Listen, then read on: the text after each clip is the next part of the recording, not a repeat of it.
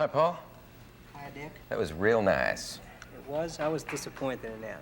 Oh, really? You're not Well, impressed with your performing or something? Well, not huh? that performance, no. Why? What did you do wrong? Oh, I played a couple of wrong chords and, Well, you better take a couple lessons if you expect us to pay you for this stuff. Sounded awfully good to this old tin ear. That's Say. because it's an old tin ear. Yeah, that's probably it. Oh, let me pull my socks up and move on. Say, is there any truth to the rumor that you and Garfunkel might reunite, and then that if you do reunite, is there any truth to the rumor that you will then split up again, and then if you then do, will there be truth to the rumor that you would then get back together again? And are you sick of all that, and can we move on to something else? McGovern and I are going to reunite. Oh, I and do see. some stuff. Okay, Simon and McGovern. That sounds good. Tell me something. I'm becoming very self-conscious lately. The guests I've had, I haven't had you in for a long time. Every second show or third show that I do, someone comes on and reveals somehow in the conversation that they're in psychoanalysis. I'm getting so self-conscious that I'm about to have to go to find out why it is that I'm not. You're not, never have been, and are not now What? in psychoanalysis. No. Is that bad or good? Viewing you every night, I would say you're all right. I'm all right, but not terrific. No, I mean, Who's do terrific my every disturbances show? Yeah, I can see some. Want to know one? Yeah. Do you really, or do you not? No, I don't. I would rather not hear it. Good. Sure, everyone you likes wanna- to hear his disturbances aired before the public. Go ahead, Paul. Well, I'll tell really. you one that I spotted, and you'll know right away why I spotted it. Okay. Height. Hi. Did you say know? hi? Height. I said height. Oh, I knew you said height, but I was... No, that's just a joke. I know. It's My height is a joke. That's my point. You do tend to joke about that a lot. Yeah, I had to cut As that if out, it were hadn't I? something. But that's that's a problem if you're short. That's when height is a problem. Yeah. Now, I see you do that. It's like, like Rooneyism. You know what I mean? Rooneyism? Yeah, it's like a tendency to remain in your adolescence till you're about 50 and want to date Judy Garland a lot or something.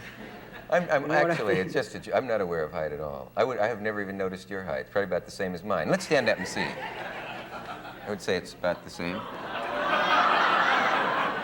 Yeah, see?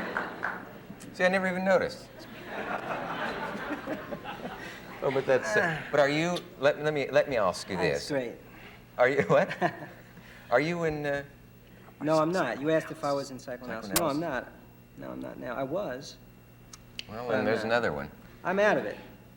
I'm in That's and probably I'm, why you I'm went in and I'm into it. out. Yeah, that's what you're supposed to do. When you're out of it, you go You're into supposed to start and finish. Well, what good did it do you? Well, not wanting to get into any really gruesome details, it did me a lot of good. Yeah. But, yeah, I think I was pretty crazy when I started. And I think I'm at a level of craziness now where I can just walk around and be okay. I mean, not different from the rest of the crazies out here, for you. But I was,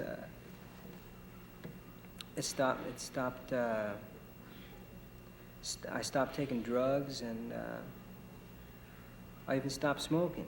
It's just, Yeah. I don't think it didn't cure a lot of things, but it made me comfortable enough to be whatever I am, so that I can look ahead and forget about that stuff and just continue. Why do you think it worked? I don't know why it works in general or why it doesn't work. Some people, maybe I just was susceptible to it. I just believed that it would work. Could you and, feel it working? I mean, yeah, I did you felt go it. every day for 5 days? I went 4 days a week. And could you feel on certain days you could walk out with your problems having fallen away? Oh, yeah, sure. I felt a tremendous release in the first year, and after that I felt like I was a newspaper. I'd come in and I'd say, yesterday my wife said, and I said to her, and that was the end of the time, You just went and told your day or Yeah, something. that's what I felt like. And then I Yeah. said, I said, I had a dream the other night. I said to my doctor, I had a dream the other night that we were sitting, instead of me lying down, we were sitting and facing each other like you are. And you said to me, Paul, I feel I should tell you that you're finished. You're finished with analysis. So I said to him, so what do you think about that dream? And he didn't think what I thought. How many years was this from the end of your analysis? I was in 2.5 years. After that? No, that Oh. was, then I stopped. Yeah. I mean, I got the dream. What did he make of the dream? He made something strange out of it. I mean, the obvious thing you would say is, well, you feel you're finished, which Yeah. I did. But that's besides the point, because, I mean, what he said was, I feel you could benefit from more, which no doubt I could. I could benefit for years, but it ties you down, and He could benefit also from more, of course. that's okay if he Yeah. benefits. I mean, he's giving you something in exchange. It's somebody who works for you, and they're supposed to help you, and they're supposed to be paid, and that's the game. That's good. It's all right. Well, I think it's wonderful, psychoanalysis. Well, I why- mean, they certainly got a tremendous track record with a lot of people, and a total failure with some. Why are you so interested? Do you feel you'd like to? Because I've been made so conscious of not being in. Who makes you feel conscious of it? Well, all the people who come on and say they're much better and that they were in and that it was the best thing that ever happened to them. Yeah, well, obviously those people, I mean, me included, felt a need to do something with their situation. I mean, I did. I felt I was unhappy, and I didn't know where to go. So But you've I got started money, somewhere. fame, success, love, groupies. That's what I read. You did have, I mean, when you were in the... Were you racked with drugs? No, I wasn't racked with pain, tote that barge. No. Yeah. No, that wasn't it. It was, skip it. I have a feeling I'm it was sending good you for back me. into it. No, you're not at all. You would simply like to say that it was good, and you endorse it. Yeah, I See, think once I was on here with Elliot Gould, and he was talking about this. Elliot's doctor was my doctor. Elliot introduced me to that doctor, so we had the same doctor. Yeah. And I've seen Elliot, and I know he feels bitter about it, but I don't feel that way at all. I feel it was very good for me. I'm happy I did it, and I'm happy to be out. Well, a certain amount of mail came in after Elliot was on saying, I think he did a disservice to the idea of psychoanalysis, because a lot of people might not go into it because of that kind of bad publicity and all. And Well, I would say if Elliot, after 6 years or so, was saying that he didn't work, then it didn't work for him, that's all. And it wasn't worth it, I guess. I don't know. You don't know what he would have become had he not been in, but for Elliot, it was a big disappointment, I guess. He still feels he has a lot of problems, and I could see that. It doesn't help everybody. I wonder which I'd be. Well, there I go, talking about it again. Gee, Ike and Tina Turner, I can't believe it. Well, I can't believe it. I've been watching you for a long time, and I said, I wonder why we never did his show. Did you really? Yeah.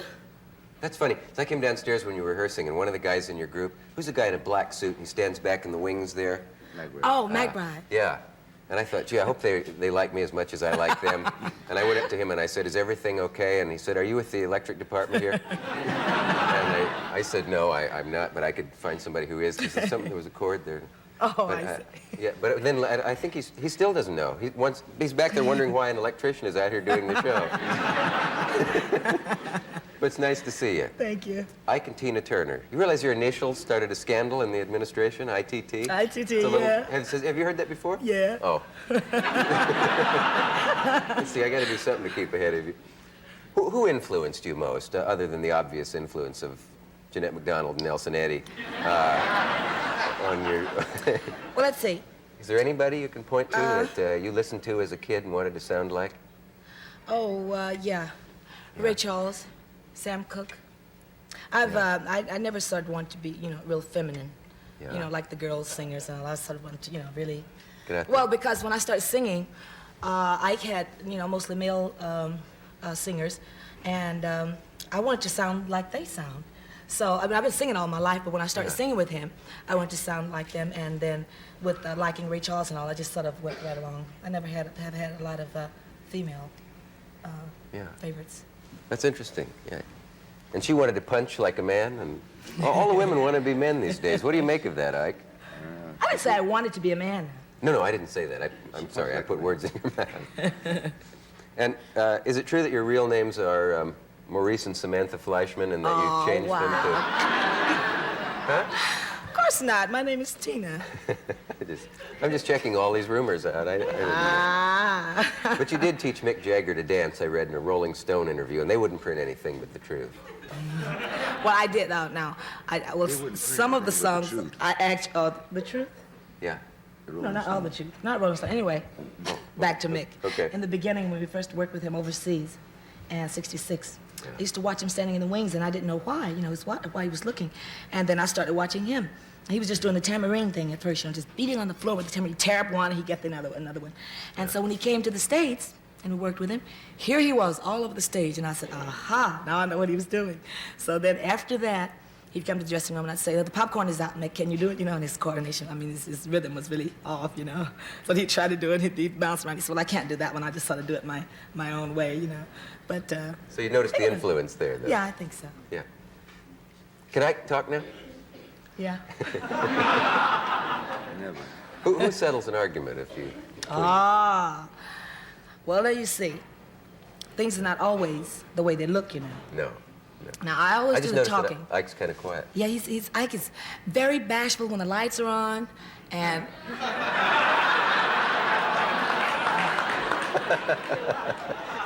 Well, If he wasn't, he is now that you said that.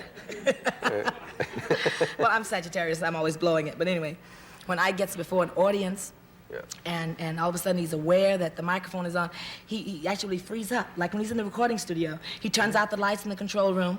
He has one of the musicians to record him. Nobody else can be in, because he can't stand for all this attention to be directly on him. But on the other hand, Ike's the one that does all of the ruling around, the talking, the whole thing. He's the whole thing. But in public, he's like this. Yeah, because he can't get it together. It takes him a long time to get, really wound up. But once you get him stirred up, you can't stop him. He just goes on and on and on. You can't get a word in. You're a little like Arthur and Catherine Murray. In that sense. Really? I'm the only one who notices it, but I just... one thing I did want to check with you, and I want you to perform again, but if you will, yeah. At these rates, they say there's tremendous discipline among the Ikettes. Those are the girls called the Ikettes. Is this true that they get fined $10 for giggling on stage, and that you're really like a sergeant with them? And no, they don't get fined for giggling on stage. But that's another myth then that yeah. At times when I'm serious, well, see, I can't control Ike and the musicians. Ike's just really cutting up back there sometimes. You know, I'm serious, really singing a song almost in tears, and he's back there jabbing, having them to laugh. But I don't like the Ikettes to laugh because they're right out there with me, and they're sort of representing me, and then they're all sniggling and everything. It just throws the whole thing off, But, you can't tell Ike what to do. But they do have fines for things like... You do have fines? Oh, That's they do. For instance, like, here's some of the girls that sort of tacky. They don't like to really do their hair. They say, well, it's enough of a curl in it, I can go on. Or, they have a tendency to want to look great in the street. They don't want to put forth any efforts to the stage wear. So you have to really stay on them all the time about little things that they really need. And so little things like that is what I really get them for. But other than that... So you are a disciplinarian. Ike? Are you glad to be here? Yeah. Okay. Here we are. We're back, as they say. Good. So you sounded great. You look great. How do you feel? Pretty good, considering. You seem a little in doubt about that. Well, I was for a moment. But, if I consider everything, then I feel pretty good. Oh, but you wanted to consider it for a minute. Yeah, I had to do that. Hey, Georgia was terrific. Have you sung that before? That was... no. It's not a new song. That was sort of our practice run, We hadn't sung that before. I was able to make a few records with that, and it turned out very well. So I'm told. Yeah. I can see what they mean by, they always say that you never sing the same thing alike twice. A lot of singers, you can tell they've got every gesture vocally and physically worked out. Yeah. Is that to keep it interesting for you, or are you just unable to? No, I have to be honest with you. I'm unable to sing any song. the same way twice. Because when I'm singing, it's what I feel within me, and of course each day, and not only each day, but each hour, each minute dictates to me. You see, and I think I would have a terrible time trying to pantomize, you know, or lip sync or whatever the right word is, and trying to sing a song, because I don't feel it the same way each day.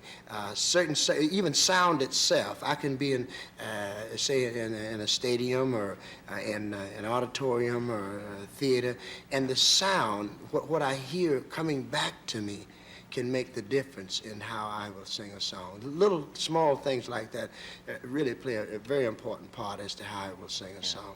What if you have to sing an up song, and you don't feel up, and you won't fake it? Well, I tell you what. Generally, what will happen with me is what I try to do is get this. You know, the whole thing with me is sound. Really, if I can get the sound that I want. For instance, if I can hear everyone who's around me, if I can hear the band, and of course the audience, you must remember, the audience can certainly dictate to your moods, you see.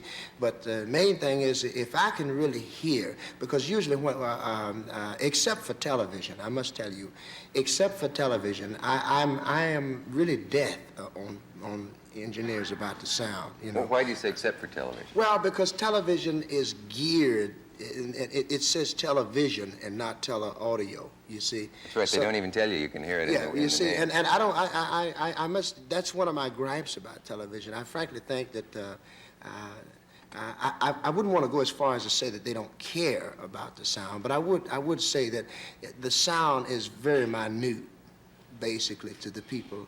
Yeah. At least I feel that way, musically speaking. And so therefore, their thing is look, how pretty is it? How good does it look? And that's what counts, because people are watching that.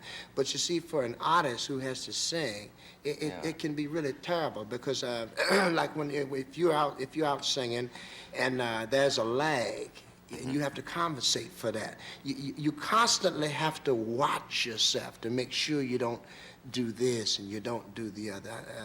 So I must tell you, for that reason, television is death on me. It really is. Although I love to do it, because I guess that people, hopefully people enjoy seeing me on television. Did they tell you that this show's on television? Well, I heard about it, so I was planning on watching it to see what. I hope you enjoy it. That's true what you say, though. You know, that's true. Rehearsals are things of variety shows. They'll always say, "How are the musical numbers?" And somebody will say, "They look great." Yeah, that's it. You know, they never say they sound great. Yeah. Well, I can understand it though, because that's really the thing in television. But one of these days, you figure with the millions of dollars that the networks spend, somebody's going to come up and say, "Hey, you know what would really be great? Just think of what would happen if you could really get all the visualness that we want, you know, all the prettiness that we, and be able to incorporate that with sound also." Yeah. You know, because I tell you, I feel, as a matter of fact, one of the things that television, I noticed, like we were doing some shows before, and one of the things that they're doing now is just saying, okay, what you do, you bring your track, say you record the track in a studio, and then we'll play the track. You and can then move your lips. And you see, which is, or they'll play the track and let you actually, in other words, you play you just record the music and not your voice. Yeah. So you sing to the actual track. Even that's a little better, you know what I mean? Because you got a little more integration going on there. We have to, by the way, have you had a lot of comments about our singing together the time you were here some time back? Sarah Vaughan saw it and said she laughed for 4 days. She said it was something else, and I was afraid she was going to tell me what. She didn't. Well, actually, I tell you the truth. We must do it again, because I thought it was very unique. What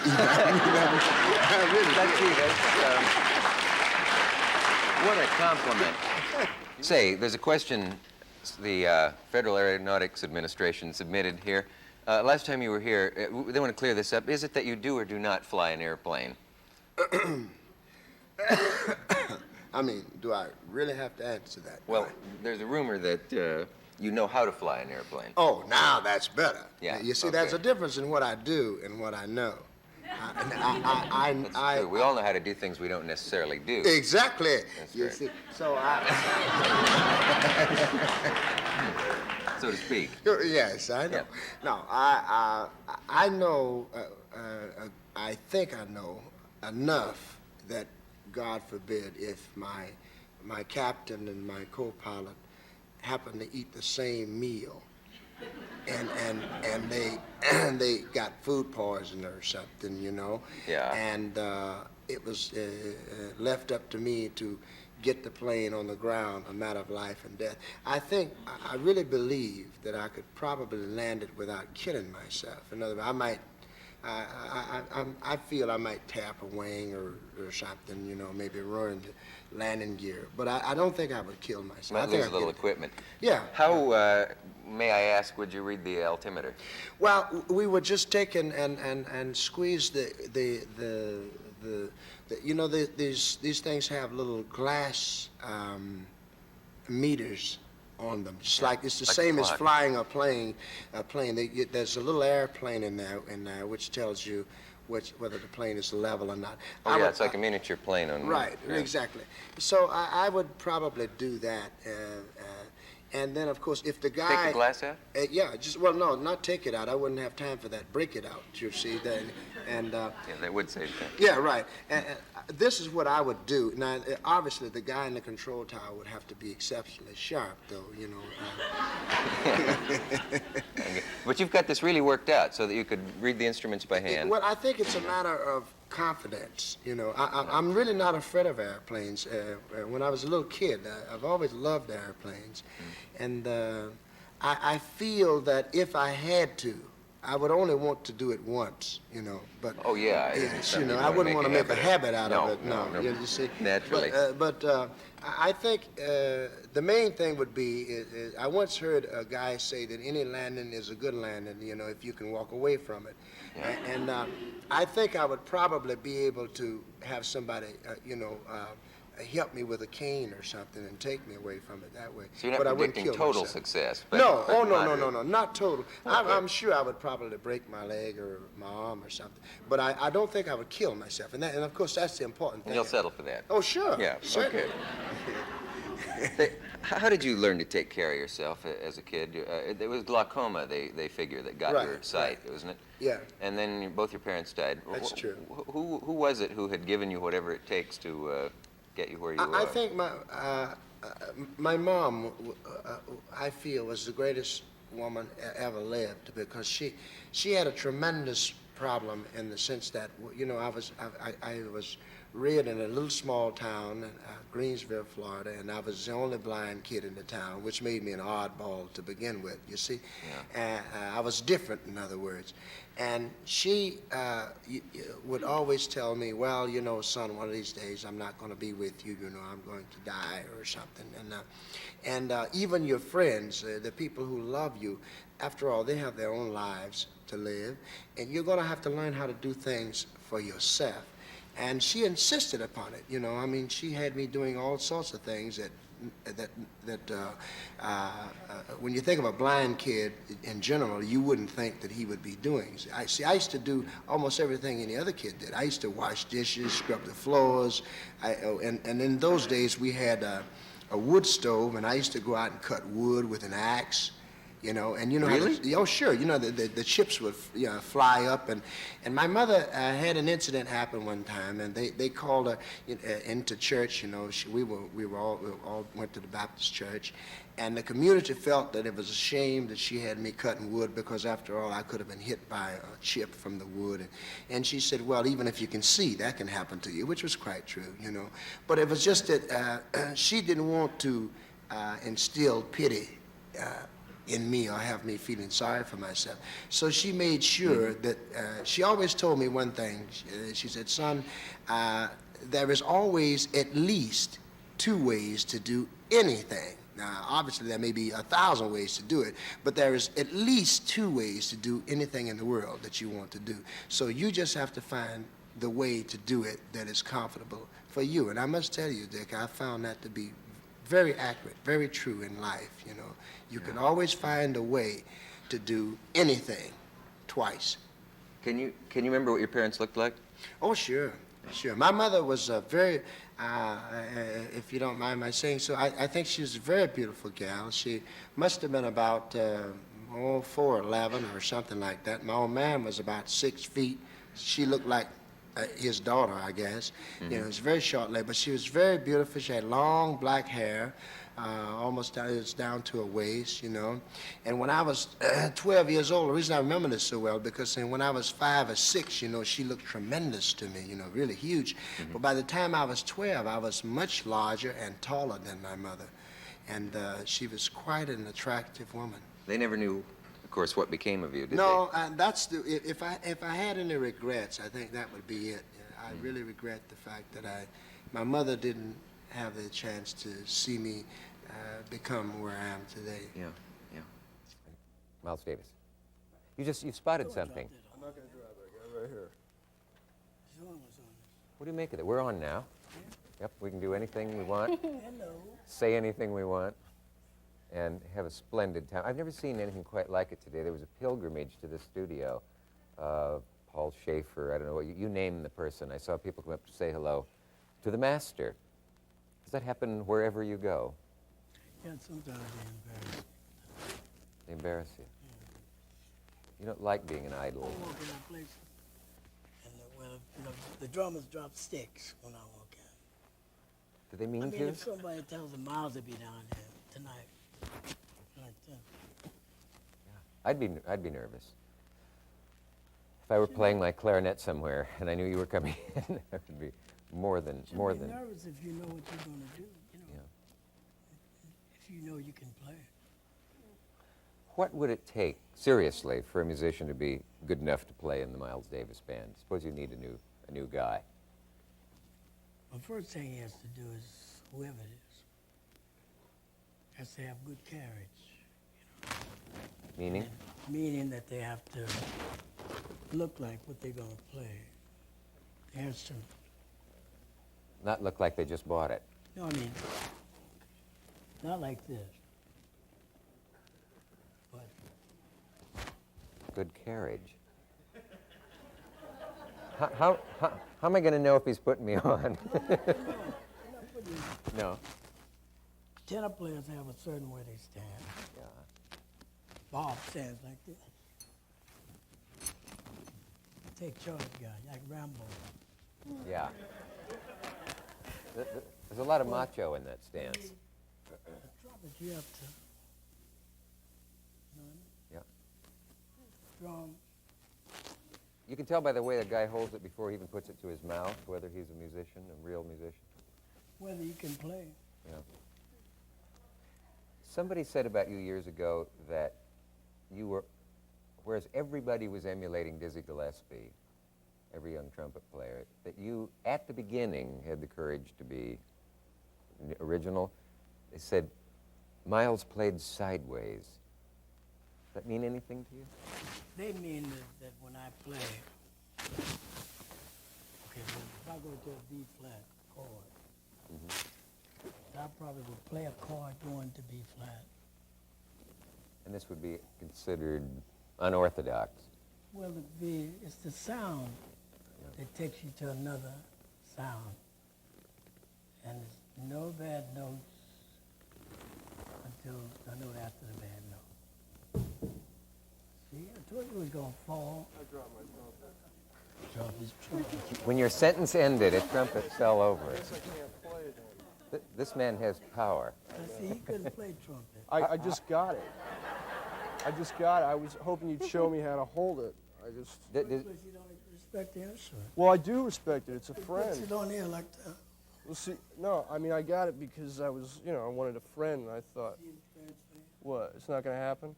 He's got to first string on the second bell. Well, this is how the guy at the shop told me to hold it like this here, you see. Well, he's an innovator like yourself. Well, I was hoping you'd show me. Could you I mean, what, is it just like, see, I couldn't even, You telling me I'm you've not never going heard to of try the- and blow through this. I just, First break, you gotta do this. what, First, I got to see this too. gotta, what, wrap it around here? Like that? Copy what I'm doing. Wait a minute. Oh, right here, wait, I got this through here. There we go. Got it like No, that. oh, this way, yeah. Well, I don't know, well, how am I'm not doing too good at this. Your left leg, you have to take out the mouthpiece. Yeah, that's the mouthpiece is a little end. Well, wait a minute. The valves probably aren't adjusted. Here we go. Wait. We'll see, it's not going to work, you know? You realize what this I'm not lesson? gonna show you because you mess up the music. Well, don't you think it looks good, though, with the suit? I mean, the trumpet in the suit? The first time I'm from St. Louis, right? So You're from St. Louis, I forgot. so black people didn't have no instruments or no band in East St. Louis. Yeah. So they had 3 trumpets, and they came out grade school and let us each hold a note once a week on Wednesday. But my instructor used to play with Andy Kirk, right? Yeah. So he would, I loved that, just the way he was doing, holding Just the the style, of the line of the instrument. No, the way you hold it, like, check out my knee. Yeah.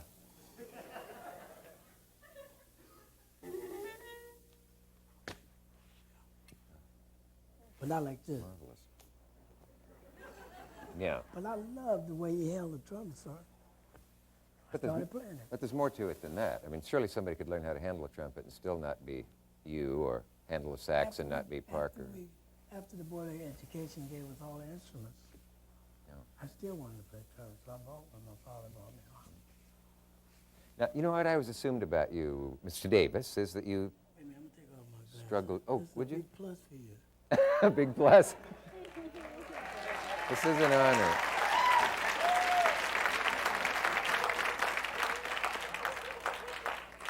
Lord, that's going to cost us extra. I know your teacher said to you to play light and fast and not to play whatever the opposite of that would be, that everybody was playing. Leave out the vibrato because you'll get old someday and shake anyway. Wasn't that the quote? Something- Can you show a tone without vibrato and with vibrato for and what the difference is? With vibrato as well. Slight waver. Yeah. And without?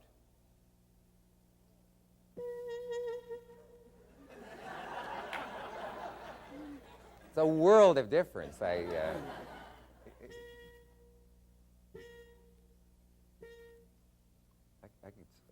can see the point. What it does, when you play without a vibrato, you can cut the notes off quicker, and the notes will be on the beat instead of the vibrato being over all the beats. What about the fact that you have changed so many times over the years and still Watch it, remained watch it now, watch it. still remained a legend and popular and all? Is that because you want to top yourself, or you just get bored with what you're doing and have to move on?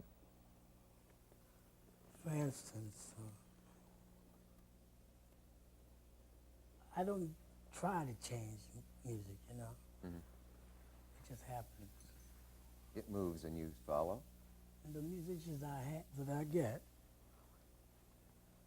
they change the music. Like a combination, like I had Herbie Hancock, Wayne Shorter, and Tony Williams, and Bill Evans. It changed because this particular time, this was when we made Kind of Blue, and So What. It was modal music. The reason it was like that because I went to see, you got enough time? We never have enough time. We've probably 2 more minutes, but go on. Well, anyway, I went to see the African Ballet, Yeah. and I saw the finger piano. He saw it one side of the stage, and he was singing, and when he got to the other side, it was over. That little rumbling sound at the finger piano that comes from Africa, I wanted to play something like that, you know. And Bill Evans had been telling me, listen to Ravel and this, you know, the mode kind of thing, and that Ravel is into. And Rachmaninoff you listen to, too. Yeah, but not the kind of blue. The concept was like that, African ballet, but it didn't come out that way. You know, when somebody gives you a concept, sometimes it isn't like what you wanted to do, and it comes out another way. So kind of blue came out. So you can be surprised by what you do. Right. I couldn't do it. I couldn't do it like they did. Am I in any danger by asking you a question about race? Are you still harassed when you drive an expensive sports car and the police stop you and say, whose car you got there? Does that still happen? Yeah. I have a yellow Ferrari, and he stopped me. So I told him, I said, why do you want me to tell you where I got the money from to buy this car and how much it costs? I mean, anyway, I had my lawyer sue one guy because the latest album we had is the 2-2 album. I was on my way to record, and he stopped me. And I said, what do you want? Policeman stopped you. Right, on our freeway. And it was in my face, you know.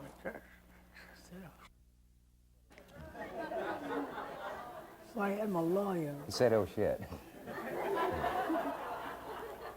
You know, I could tell if I said anything else, he didn't hear it. Yeah. You know, all he wanted to do was just. Then I told him, I said, well, why don't you have a California license? I said, then I'll have 2 licenses. Where should I get 2 licenses?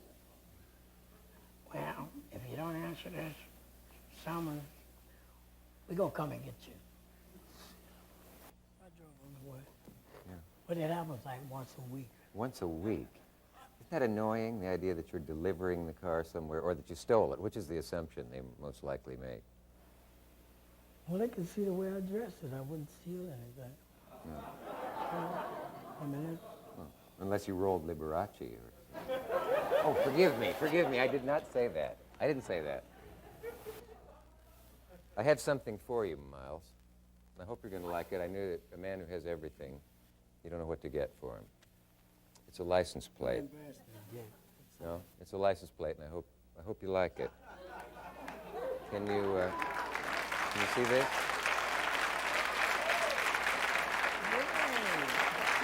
Would you like to have this?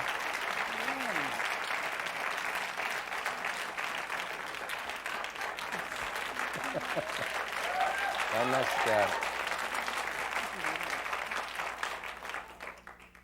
I admire so many things about you. In fact, that you're probably one of 3 people in the world who cold turkeyed heroin, which is only apparently done in the movies, and the fact that you're an artist comparable to Picasso and on a level with people in all the best fields, Brando in acting, and it's a real treat to have you here. Oh?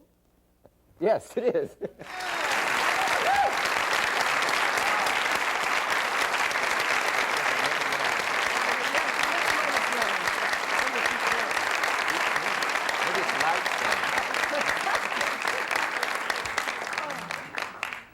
What is Lotus Land? I asked him what Lotus Land was, and obviously Lotus Land is Los Angeles, but now Yeah. why did you call it Lotus Land? I think that goes back to some writer of the 30s who dubbed it Lotus Land. Or maybe it was a typo and it was Louts Land. Louts Land. Louts Landing, probably. Louts Landing, that's yes. what it was, and they got it all messed up. May I, Call may me I- Cher? May I call you Cher? I was gonna say. How'd you know I was going to say that? I don't Because know. everybody does. I No, no, suppose. no. What does it say on your passport, come to think of it? It says Cher. And don't they say, pardon me, ma'am, but part of your name seems to be missing. I had one problem getting into Tahiti. The man was very unhappy that I didn't have a last name and made me wait and went through all of my luggage and ripped open a teddy bear that I was bringing back from Australia. I guess the name just kind of inspired him to look for other things. I wasn't really sure. Why didn't you say, well, Cher is my last name? No, he didn't really care about anything. He just was very unhappy that I didn't have a last name because everyone who'd ever been to Tahiti had one. And he took it out on your teddy bear. Yes, and he took it out of my teddy bear. Why do I associate you with lots of balls may I rephrase? Can we start this show over? No, I love it. Do you know what I'm referring All right, to? but now, only if I can Please ask get me you. off of this hook. Balls of It what? has to do with magic. Slidini. Do you remember the thing we did once years ago? Yes. And Slidini did this great balls and cups and balls Yes. thing with you, and suddenly. I'd rather sit there and watch you squirm because this is fun. Yes, it's lots of fun for me too. You know how dumb you feel when you say something like that and realize that well over 80 people are watching? Right. Very scary. Speaking of scary, here it comes, the inevitable question. But you're about to open on Broadway. Now, are your nerves shot about this? Is it frightening, all those images, the Great White Way, opening night, and all that jazz? This is a very strange thing to me. We've been doing this play now. We've been doing the play for over a week, and I understand that opening is, I think that we could never open and be very successful in the play, but you have to open, and I think that's going to make me very nervous. I probably won't be very good opening night. The trick really, though, you're onto it, is to think of it as just another in the series of... That's how it appears to me, that we play for an audience every night now, and opening is just another audience, really. Yeah. I should explain, because of the phenomenon of live and tape, that as we sit here now, We probably will have you been haven't opened. opened yet, but No. as you see the show through the magic of television, Well, we will either be open or closed. those seem to be the two alternatives, don't No, they? I You couldn't can't close halfway, can you? The other night, Suzanne Plachette did that play, and it closed in one night. I had to go home know. after that night. I was really nervous and upset. That's got to be a staggering blow, no matter how much people claim they can Yeah, handle it. you become emotionally involved in something, and it hurts you if it's not accepted. I mean, Yeah. God knows that everyone has to go through that. It has happened to me a whole bunch of times. Yeah. But I guess it is a nightmare. Whoever invented opening night ought to be shot. They ought to say, Right. you do previews, and on any night within the first week, the Times critic That can would come be- if he yes, wants to. I think that would be and wonderful. It'd be a maybe lot the next easier. week, somebody else Or can even any come. night that you just didn't know about it, but to have everybody come opening night and Yeah. do that, it's a little bit upsetting. And all those telegrams and flowers and all those things that are well meant, but you don't want them to remind you. I like that doing it's the play, opening though. night. The audiences have been wonderful. It's really been exciting. I would say it's about the most exciting thing that I can remember doing. It is a thrill, isn't it? I did a Broadway play some years ago, and I couldn't wait to get to the theater every night. It was just, there's nothing like it. You could stand there and say, Also, if you're not doing well, it's pretty terrifying, too. Like, a couple Mm-hmm. of nights, we've had, like, strange moments, and you're just out there. There's no retaking it, starting over. You just kind of have to sweat through it, and that's also really interesting. well, is it true that you've never stepped on a stage before in a play? Yes. Yeah. Because I'm sure much will be made of that, but there's no reason to, really. Not really. I mean, you've been on I many felt very, stages. yes, I felt very comfortable, and it's like playing a game to me, and it's like playing. Mm-hmm. Yeah, it is. It's make-believe. Yeah, I always say, when someone says, "What are you doing at that time?" I say, "Well, I'm pretending so-and-so," and everybody laughs, but that's how I feel. I'm just there doing it. I came to New York originally to take lessons, to do a play. It didn't ever occur to me that while I was signing up to take lessons, I would get a play. Yeah, you have to be careful of getting Yeah, work when you yes. don't want it. But you have studied acting. You've been on stages. You have presence, charisma, all of that. So it isn't as if you were some... I studied acting when I was 16 for about 4 months, and I came here. I had 2 lessons with Lee Strasberg before I got this play. And I came here to do an audition for Joe Papp, and while I was doing the audition, I got a call from Bob Altman. And that was it. Strasberg's a fascinating enigma to everybody who knows him. I'm crazy about him. Where did he start with you? Can you remember what his first He observation didn't, no. was? He didn't, you know what he said? He said, "You know too much," and walked by me. It was like, someone said, "Cher's real interested in taking classes," and he looked at me, he said, "You know too much," and just turned around and walked out of the room. He had to get something to eat. It was lunchtime. And then that night, I went to Anna's house, that's his wife, and he was there, and they just started telling old stories, and then the next day I just audited. I never really even got a chance to take classes by myself. I just audited the classes that he was giving, but I felt like I was learning a lot just by watching. And it isn't as if you came out of a desk job to your No. first performing. Except people have a very strange opinion. I'm sure that I must have contributed to this, that my personal life somehow negates the fact that I might be talented, you know, because so much has been written about what I've been doing after I've been working that a lot of people forget what it was that they liked about me originally, you know. What is it that she does, you know? She gets married a lot, or she, you know, Or she do they hold it against you that you might go to a disco or a party to unwind after? Someone said to me the other night, someone very close to me said, Cher, I don't want you to go to Studio 54 until after the play opens. And I said, why? And they said, well, because we want you to be serious. So I won't tell you the expletives that I said to him first, but after I got through telling him immediately off the top of my head what I thought of that idea, I said, you know, I am me, like it or not. You know, the people who like me and who like my work are going to like me no matter what, you know, if I go dancing or not, you know. And so I don't know if being on Broadway or if being serious means that you have to be dull or change your lifestyle, I guess I'll never be what it is that everybody wants me to be. When Henry Kissinger went to Studio 54, they didn't make him stop negotiating or figure that he would go frivolously to the Right. Middle East or whatever. I guess I give the appearance of being a very frivolous person, but I think that I'm capable of being very frivolous and being very intense, and so I can just never quite stick with one too long. Yeah, and the one can relax you for the other, too. There is a trap, though, in if you haven't been in a play and done everything else, almost everything else you do, you only do once and get it over with. A television show, thank God it's over, and you can relax until the nightmare hits you Yes. again next week if it's a weekly show.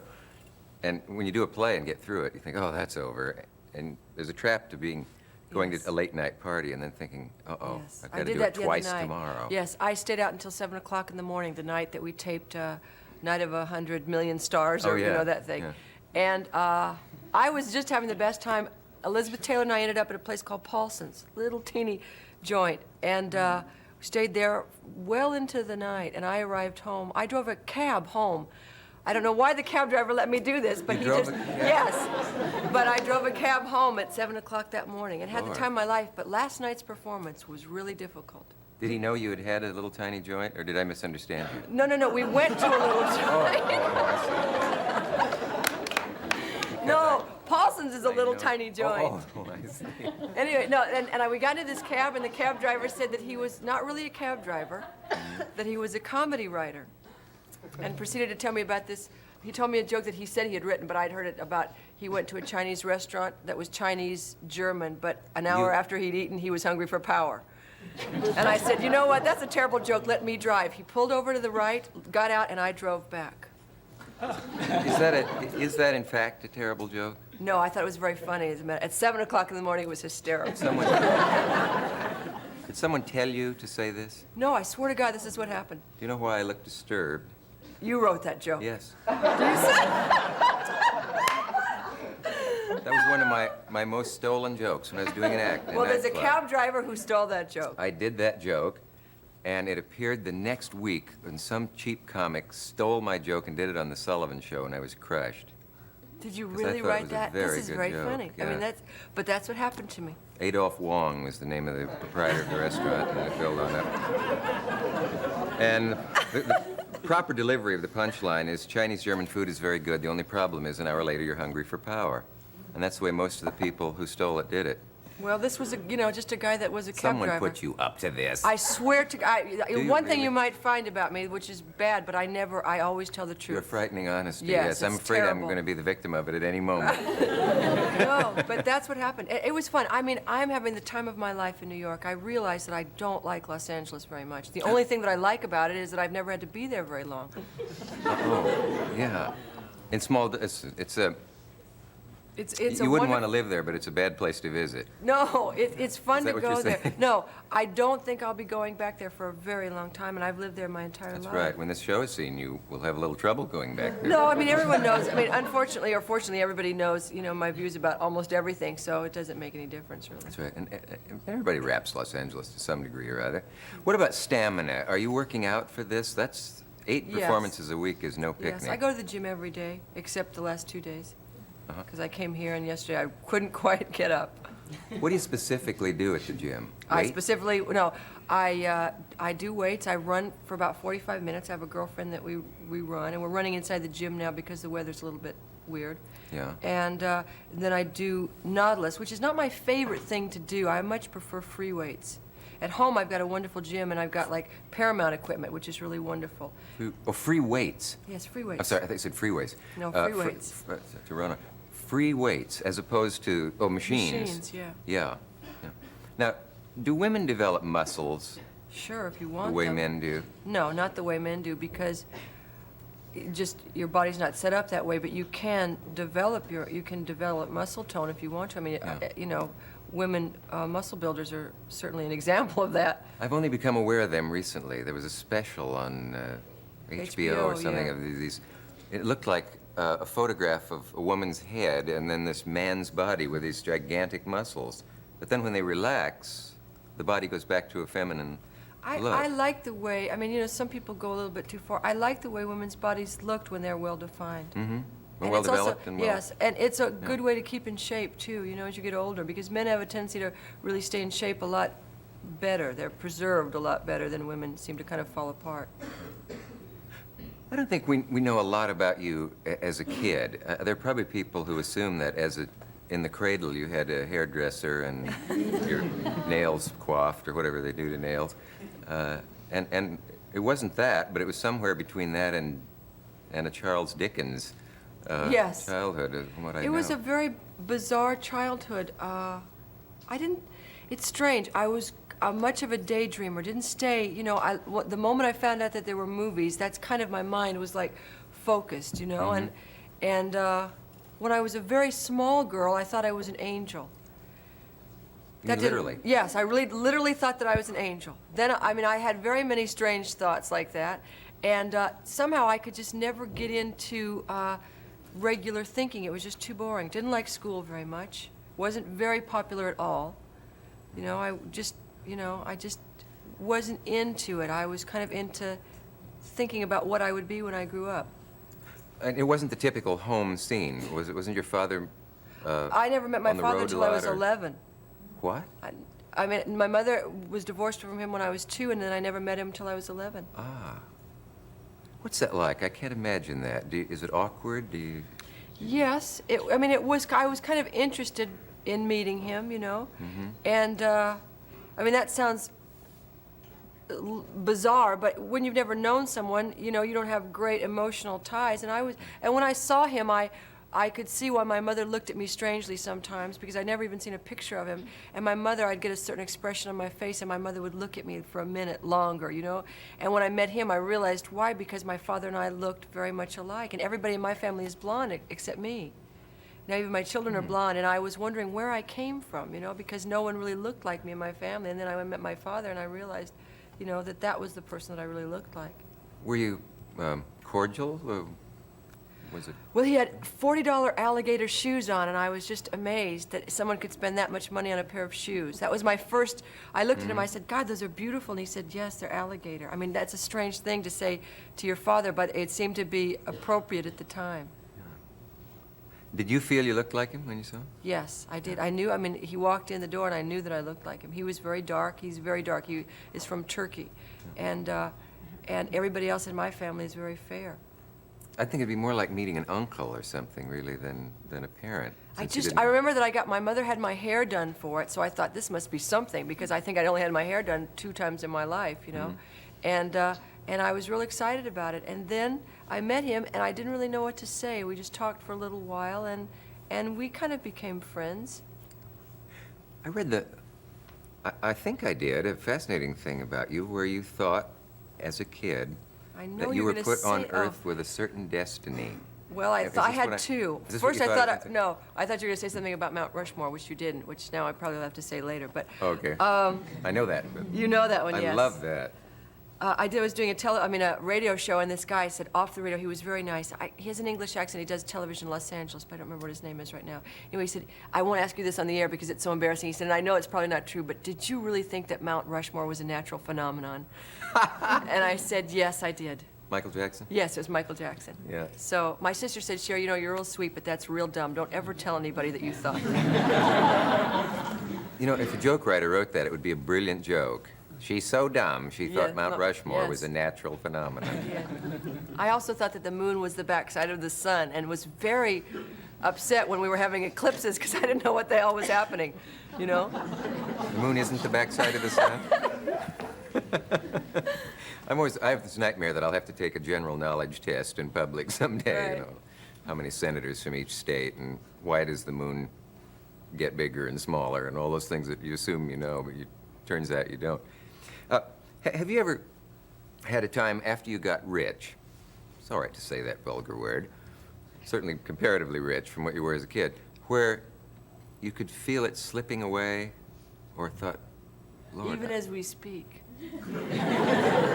really? Yes. Yeah. When Sonny and I first made money, it was amazing because we had probably been thrown out of everywhere. I mean, if there'd been Jack in the Box at that time or McDonald's, I'm sure we would have been thrown out of there, you know?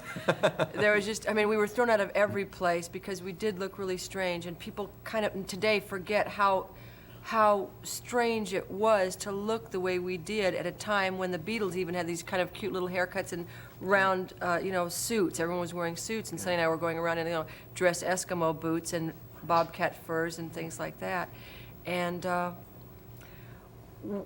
I used to buy 2 of everything, like 2 electric fry pans and 2 of everything because I was so afraid that it would go and I would at least still have this extra one, you know? You do strange things. I mean, we dreamed about when we would get rich of going into a Cadillac dealership with a bag full of money, and while they were throwing us out, say, well, we'll take those 2 and pay cash for it, you know?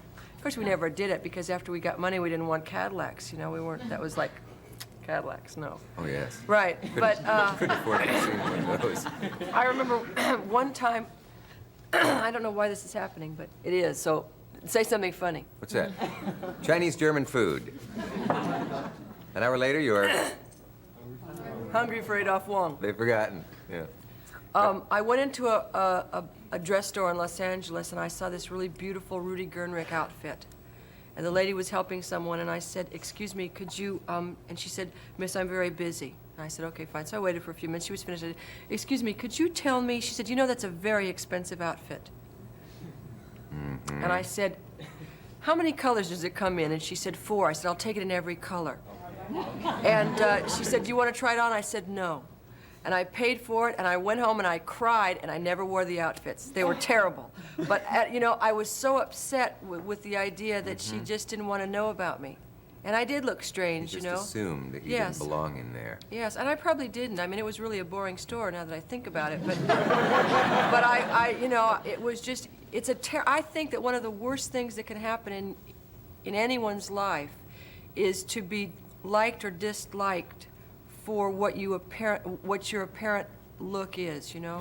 Your apparent color, your apparent status, your apparent anything, because people, it's a terrible thing. I mean, when I was little, we were very poor, and I realized that people were judging me on something that had absolutely nothing to do with what I really was as a person. It was just like, poor, next, you know? Yeah, it's the way you can feel what race prejudice would feel like in an ironic way. So that's something that when you're a child is really difficult. You don't know how to deal with that at all because you haven't gotten any of the calluses that you grow up to get on yourself. That thing of the dresses rings a bell. A friend of mine years ago was in a snootiest of stores in Manhattan, decades ago, and a clerk was very rude to a very plainly dressed little old lady and said, these are very expensive things. Perhaps you would prefer it someplace cheaper to shop. And she said, no, I'll take this purse. And he tried to talk her out of it. It was very nasty. And someone else overheard this and came over and said, do you know on whom you are waiting, since this is the last time you'll be working here? And it was Mrs. Henry Ford. That's kind of a nice story. It happens. I mean, that happens all the time. I mean, it's just, you know, you never know who you're dealing with, so it's always really better to be kind. Yeah, you should be nice to them for the right reasons. Yeah, I mean, it's really even if it weren't yeah. Mrs. Henry Ford, he should have been fired. But what was that thing you thought you had a destiny, that you were placed on Earth I referred to At it. different times, I had different destinies. I was always a woman of destinies. One time I thought I was here to cure polio. I was about 10 at that time. I was very pissed when Jonas Salk got there before I could grow up and become a doctor. Then I've had different, somehow I haven't been able to mature quite yet. And so I always feel that I'm really here. I have a very large purpose, to do something. And I keep putting it off. I think, okay, in 10 years I'll do that, because right now I'm just having a fun time screwing off and just being frivolous. I worked with Robert Altman one time, and I think there's a way in which he has mastered the art of appearing not to be imposing or intimidating or in any way, almost appearing not to do anything. Which is, Yes, which is not true, because I don't think there's an uninteresting frame of a Robert Altman movie. But is it the same with the stage when he's working with you? Does he, as they say, give you a long leash, or? Yes, he does. He allows you to do everything. As a matter, he said to me when he said, Cher, when you're finished with this play, you could direct the next one. And it was like his way of saying, just back off. But we have, I could never imagine working with anybody better. And I'm not saying that, because if I didn't like him, I would certainly say that I didn't like him. I have a feeling we'd get a hint of that. But it's just been, he always makes me feel like I can do whatever it is that he wants me to do. Can you think of an example of a kind of acting problem you've brought to him? Has there ever been a moment where you just said, or maybe just said, I don't feel I'm any good in this scene, or I don't know what I'm supposed to be doing? That. I've said that. I told him, I said, I just think I'm terrible in this one part. And he says, well, you know what? You're just going to have to get over it, because you're really good. He said, someday you're going to like it, but until now, just do it. And he said, because you're really good in it. And he said, and unfortunately, you can't, if you're not having a good time, you're going to have to find a way to make yourself have a good time. But he works with every woman differently. With Karen, he's one way. With Sandy, he's one way. With me, he's another way. And he figures out how to be with you, and then he goes to you in that way.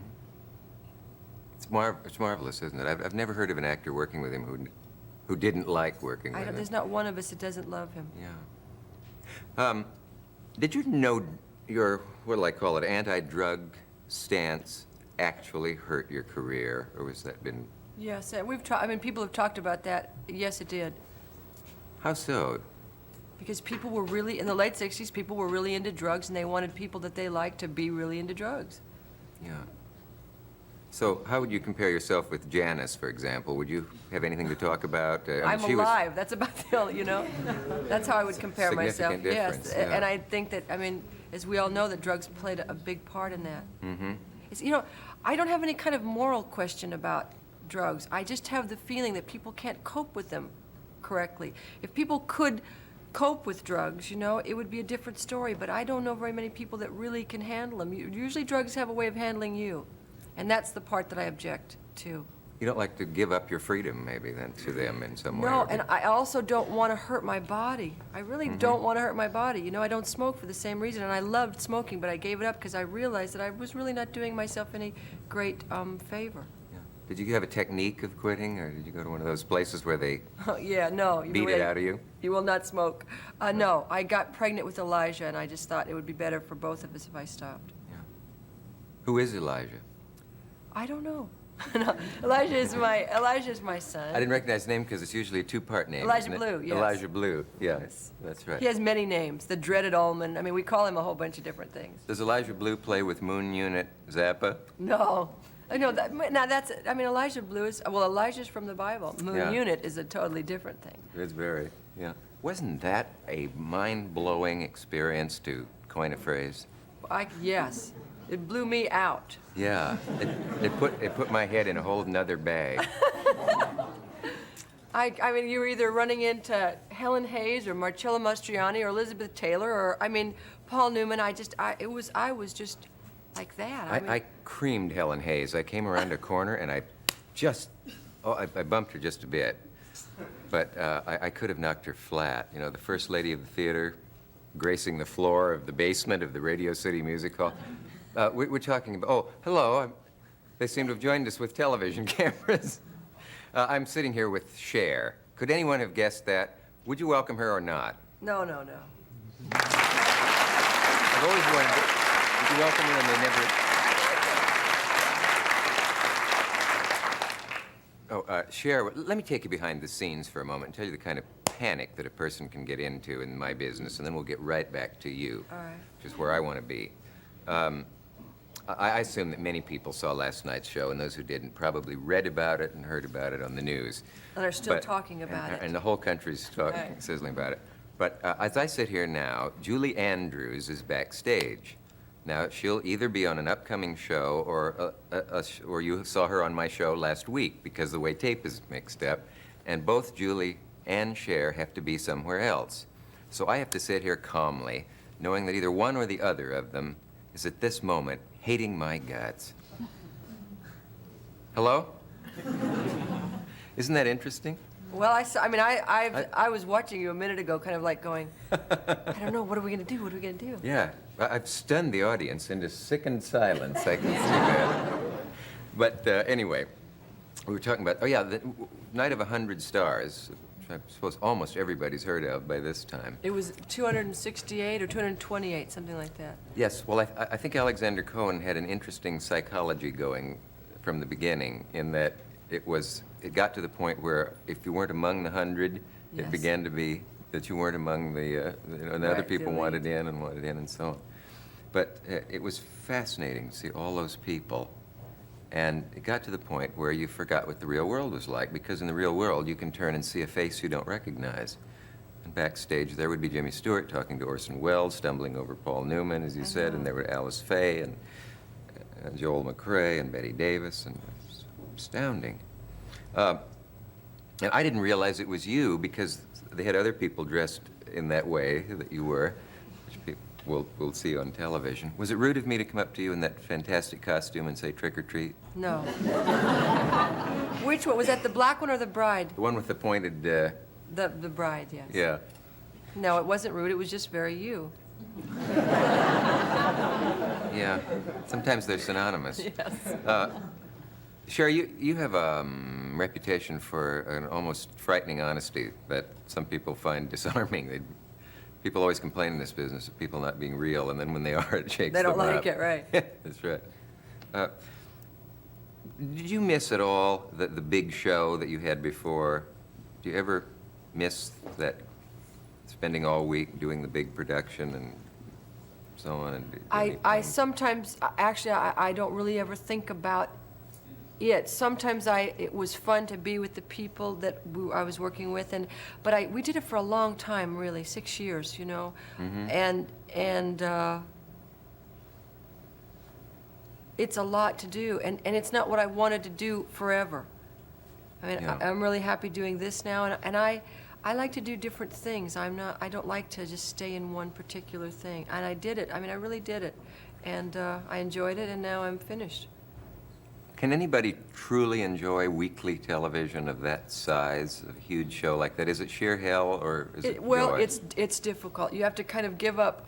You have to give up your life outside of it, because an hour variety, you're learning. You know, I would spend every Wednesday night. I would be at Bob Mackey's for 3.5 hours.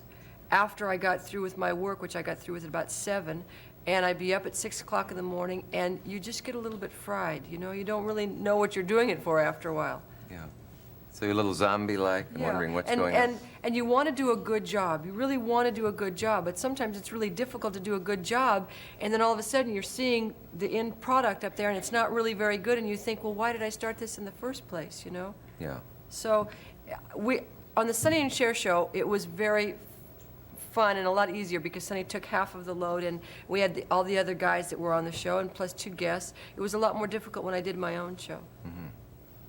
That's interesting to hear, because some people say, oh, it was just wonderful, I loved every minute of it. And yet I loved it. I mean, got ulcers and they get- I hate people that become famous and then start to complain, you know? It's Yeah. like, I can't stand all these people bothering me, and, you know, I mean, you know, which is ridiculous. But sometimes work, you know, is hard. It's like everybody else's work. Sometimes you just don't like it, or sometimes you're just tired, you know? You don't want to sell shoes, you know? Sometimes I don't want to sing.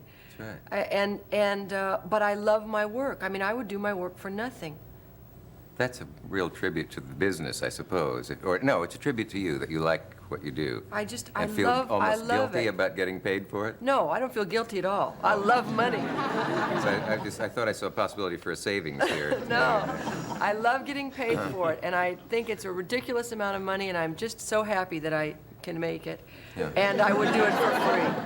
I would do it for free, but I like getting paid As for long it. as they're going to pay you what they Right, what the hell, you might as well do it. You talked last time about how your stand against drugs actually hurt you in a way because it was unpopular stand to take at a time when rock, I don't really think of you as rock in the sense of acid rock, but a large segment of the population that bought records wanted pro-drug music and personal attitude, I suppose.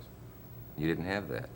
Did any manager say to you, I think we're going to have to go in the other direction, and can you, pose with a joint or No, something? nobody ever said that. I mean, Sonny was really, just deadly opposed to it. So Sonny really was managing us too. So no one could really tell him, and he wouldn't do anything he didn't want to do. Yeah. But it's ridiculous. I mean, you really shouldn't do in this business anything that you really don't believe in. I mean, sometimes you have to, bend what you think is right, I've bent sometimes, and the older I get, the more I really feel that I got to stick to what I really believe is right. Yeah. How old have you gotten? 35. Recently? No. God, I'm going to be 36. This is terrible. I was 35 in May. Now, there are people out there thinking it's rude of me to ask, but I feel that confronted with your honesty, I'm a little nonplussed because I don't know whether to take advantage of it, as some people Oh, go would. ahead. Take advantage of it. Let me tell you Or- something. You can ask anything, but I will answer anything, so just be prepared because you might get the answer to a question. That's the scariest offer I've ever had. My mother once told me that, she said, it's good to want things, but be careful because you might get what you want, and then you're going to be screwed. Yeah, be careful. That's an old saying of something. I'm not sure Shakespeare put it that way, but Oh, I'm sure he did. he may have, because he was a gutsy guy, wasn't he? Yes, Bill? a gutsy, right. Yeah. A gutsy kind of guy. He was a real kidder. Someone asked me recently, what's your favorite line from Shakespeare? And I said, I smell all of horse piss. And they said, please try to answer the question, or whatever, That is a line from Shakespeare, and they were very upset and didn't want to print that in a family magazine. But I guess it was the Cher in me giving them the answer that they deserved. But I don't really want to take advantage of your honesty somehow. I think you should take advantage of people's hypocrisy. If I did, I would probably say something like, the night of 100 stars, how many of them had you slept with? No, I'm sorry, Bill Buckley would say that. I Right. wouldn't ever say that. Unfortunately, I hadn't slept with any of them. Come I on. swear to God. And if you believe that, there's a bridge. No. No, actually, let me be careful now. Remember that. One. Really? Yes, one. God, I didn't think I had, but one. All right, now what is the obvious next question? Why? Because he was there. It's like mountain Why? climbing. Why? You Because I promised- was young and I didn't know any better. You promised you would keep our secret. Oh, that is funny, though. What do you wonder about me in terms of...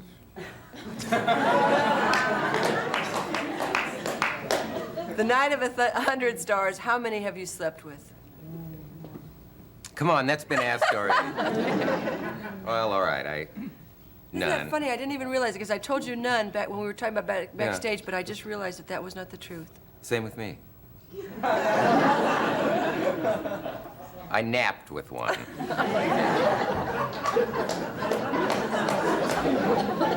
And during the show, which is really...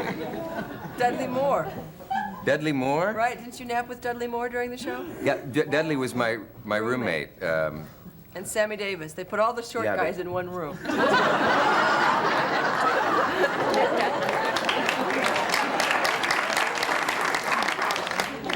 Funny stuff, right? They didn't have enough dressing rooms, and they had about 3 people. And they weren't even dressing rooms; they were offices in the vast reaches of the 3 people. music That hall. was good. I was with about 15 ladies in one dressing room. It was like a ladies' dorm. Everybody was running around naked. Cicely Tyson and Ava Gabor. And I mean, I was like the most ship of fools in our dressing room. It was just crazy.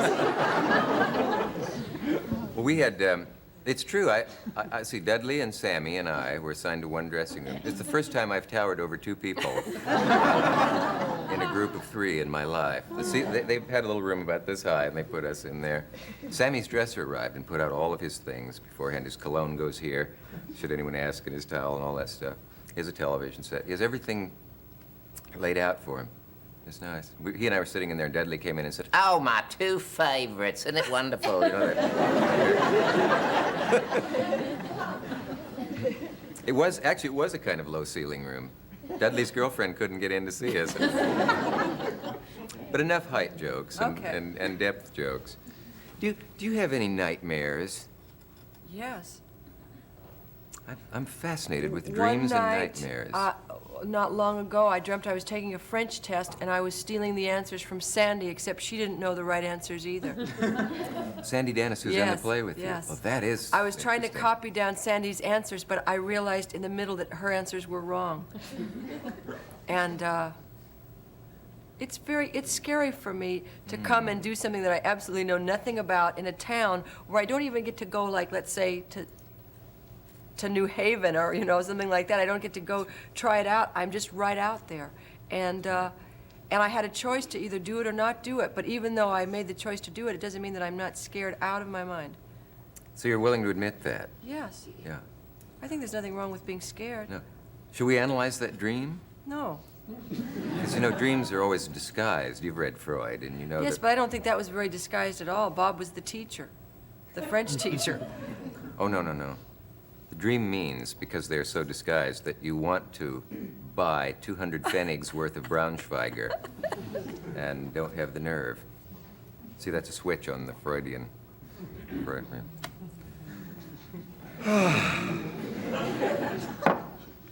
well, that's about it. That's a half an hour? No, no. No, but Maximilian Schell was here one time, and he pointed out that you never let a pause happen in television, and that when you do, people get very uneasy, and he made me hold hands with him for 1 minute and stare into his eyes. That must have been an experience. Yeah, excruciating, but fascinatingly proved a point that silence can be very expressive and so forth. Have you ever had, Cher, the true actor's dream, the cliche actor's dream that almost every actor gets, that he can't imagine how he or she got to opening night without learning any of the lines?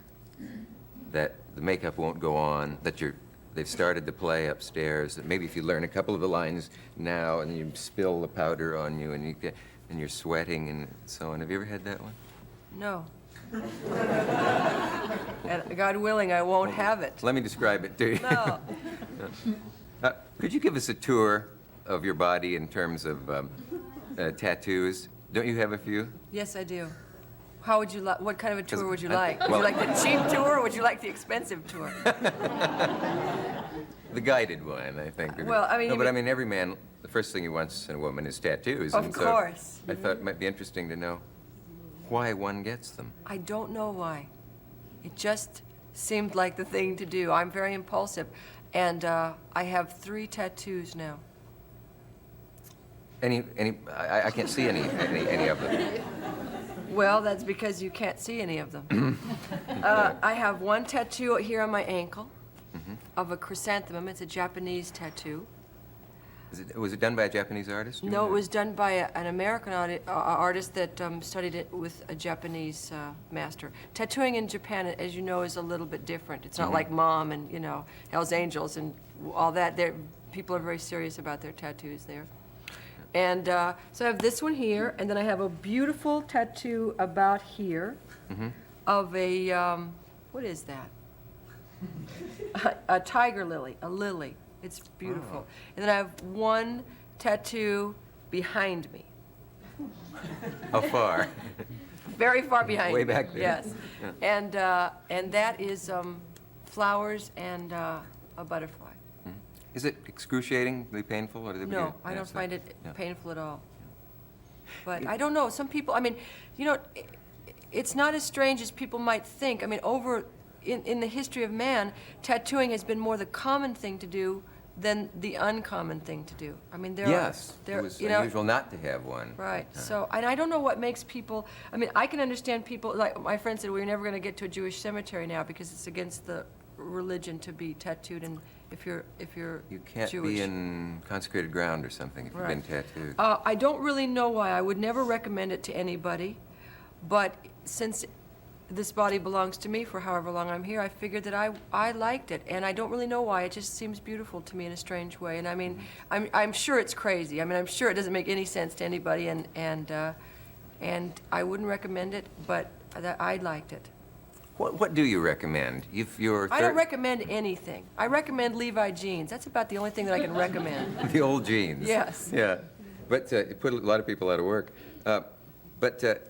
You know, you were talking the other night about how people have images of you, of what you're like, and some people think you're a freak, and some people think you're zany, and some people probably think you're drug-riddled, and all those things that they think of as being, in any sense, connected with the music world, rock, and so on. When I say do you have any morality, I don't mean it funny-like, but do you have a moral code for yourself Yes? in terms of... It's not one that I think about all the time, but I try and be nice to people, and I try and tell the truth, and I think that those are the only things. I mean, not that I'm nice constantly, because God knows I'm a bitch on wheels sometimes, you know, you just are. But I really try to be nice, and I try to always tell the truth, and always think about what I'm doing and make sure that it's, you know, that I really can do it with good conscience. What about all the tremendous opportunities in the business that almost nobody can resist when they get as successful and famous and are as attractive as you are to freak out? Did you have any tendencies toward that? I mean, today, morality means, if you're conservative, it means you only have an affair with one person at a time. I was reading something, I did that People magazine, and this man wrote in those letters. I was really interested to read one of the letters, and the guy said, you know, that I was promiscuous in a way, which I thought to be kind of hysterical, but I'm not very promiscuous, and I don't know why. Sometimes I'd like to be, but it just doesn't work out that way, you know? It just doesn't. I can't just meet someone and shake their hands and say, all right, where's the bedroom or the floor or whatever, you know? But you know, I mean, I don't really care what anybody else does. I mean, it's not, you know, whatever people do is their own business. I just kind of, I try and kind of stay very straight, because I'm afraid that I might have a tendency to be crazy if I ever really went off. But then I don't think I really would be. Right, did I hear you say one time I inherited a sort of Puritan streak from my old man? No, I don't think I don't know who what I said inherited that? from him. I think I inherited from my mother, who was married 8 times. The two don't make a lot of sense, but my mother is kind of puritanical in a way. Yeah. Could you ever save anybody else, do you think? You knew Janis, I'm sure, and maybe Jimi Hendrix and some of the other people who bit the dust in the drug years. Did you ever feel any obligation to try to straighten them out, or? No, Tell I them really everything. no, I don't. It's like kind of none of my business. I mean, if someone was like a really close friend, I've had a few close friends that I finally just said, you know, you make me sick. Get yourself together. People can really, I mean, people can only do something that they want to do, and it's really none of my business to make people do anything that they don't, you know. If you want to take drugs, that's what they want to do, and they will do it. No, I mean, all your good intentions don't mean anything. About the music business, should we really put you, in what category? I don't think of you as a rock star in the sense of, although you music with a rock beat, you were never really acid rock, or even several steps down from acid rock, I suppose. Do you think of yourself as a pop singer who was also popular, happened to be popular in the rock era? Yeah, Yeah. kind of. It's strange. It's hard to put me anywhere, and yet I'm here. Yeah.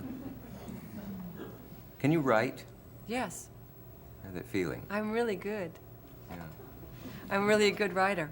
I think someday when I get tired and slow down, I might do that. What would you write? It's fiction? I think I would like to write, I don't know. First I would write something that I really knew about. And I wrote a television show that I did, and I wrote a lot of that, and I was really pleased I got into the Writers Guild, which for me was like the best card I have, because you really have to write something to get in there. And I don't know what I could do. I'm very interested in religion, and I think someday I might write something about that. Interested in it without practicing it? I practice it in my own way. I don't belong to an organized religion, just because, to me, and I know I'm not going to make a lot of friends with this, but to me, organized religion is kind of like country clubs that people belong to, you know? And I just think that people are all... This is going to sound really weird, but I feel like I'm every person that I've ever met. Old people, young people. I feel really connected to every person I've ever known.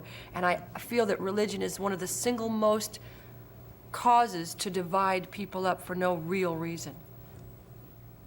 Yes, it's often a way of dividing or excluding people. I just don't believe that there's any real reason for it.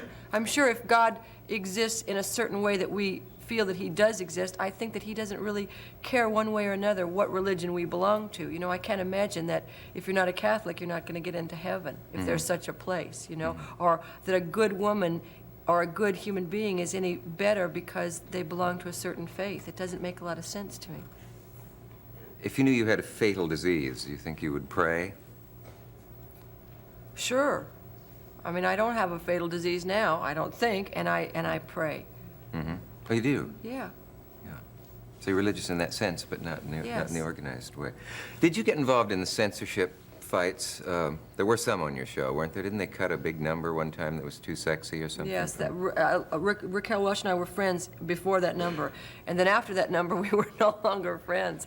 But there wasn't anything that I could do because she was touching herself, you know, and she's got so much to touch that they got very nervous It's and hard cut out for the her number. not to, isn't Yes. it? Yeah. And the censor said that's too erotic? Yes. Yeah. Whose idea was it then, I mean, whose job was it then to fight for it? Did Sonny have to go and meet with them and No, say this was the silly? Cher show, so it wasn't. But I Oh, called okay. Freddie Silverman. I did as much as I could, but, you know, it's crazy.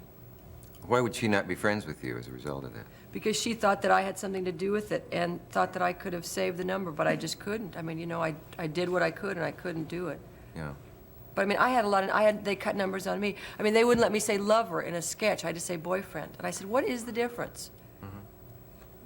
Well, didn't they see things at rehearsal? I mean, shouldn't they have seen that Raquel was, or did she fail to touch herself at rehearsal? Well, I guess she failed to touch herself. Well, she was wearing something different in rehearsal than she wore on the actual filming. It's funny to think of the language barriers that there were back then. Isn't there? I can remember I when was the first woman to show her belly button on television. That doesn't seem like a big thing. Lord, I forgot that. Yes. It's the biggest news since... That will probably be on my tombstone, no matter what else I do. That'll be it. Right, you're the woman who broke the belly button barrier in television. And yet you haven't seen that many of them since, as I recall. I No, guess but that's you all see- right, though. See everything else. Has anyone ever explained what is obscene about the belly button? Doesn't almost everybody It's the have one? gateway to something more, I guess. I don't know. But First it- the belly button, tomorrow God knows what Oh, yes, else. it's the sequence Right, theory of right. conspiracy theory or whatever.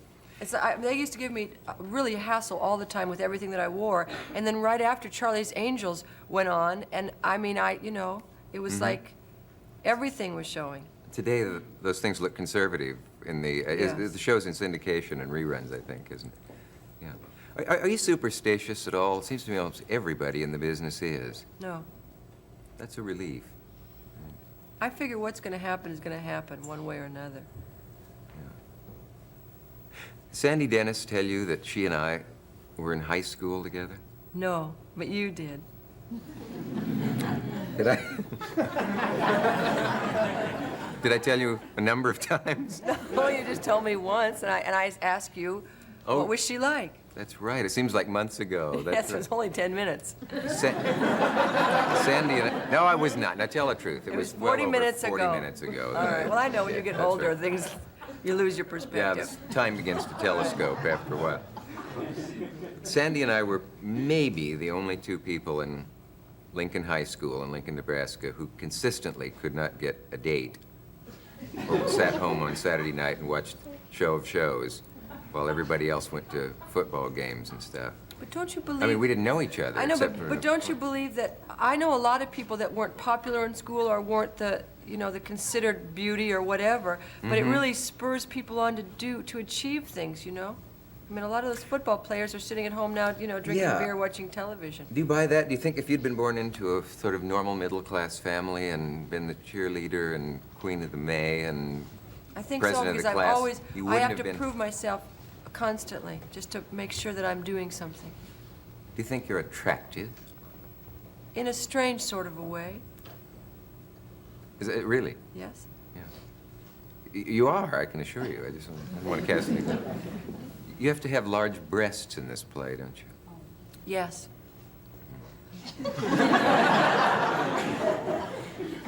Is it true that weightlifting can... I What are mean, you gonna... unless I could bench press 1,000 pounds. Is that something odd to get used to? Because I guess you wear rubber Yes. padding or something Yes, I do. to suddenly have... Yes, to be because I go to visible where fold you my weren't arms. before? Now here, you know, I've got no problem folding my arms. When I fold my arms on these guys, my arms are like up there. I feel like I'm a Russian Cossack or something all the time. Well, you aren't a Cossack, but you are delightful. And can you tell from that corny wording that we've come to the end Yes, of you've another run out of half time hour? again. Thank you, Cher, and please come back. And why have you had your fingers crossed through all of these lies you've been feeding?